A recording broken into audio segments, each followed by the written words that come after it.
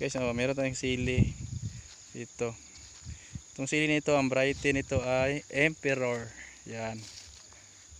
Ginagamitan nito natin ng plastic. Yun, di ba maganda? Oh. Maganda, naka-advantage kasi sa guys kapag gagamit ka ng plastic. Makakatipid ka sa ano, hindi ka na maglilinis sa damo. Kasi malinis na siya. Tingnan mo.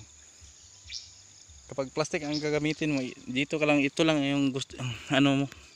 Dito ka lang maglilinis, kukuha ng damo. Ito yan. Napakagandang ano. Meron pa ano nito na ligaw na isang puno ng kamatis. Yan o. Yan, napakagandang kanilang mga sili. So guys, nang may-ari ito ang aking kapatid. Tayong nasa malayo, wala pa rin.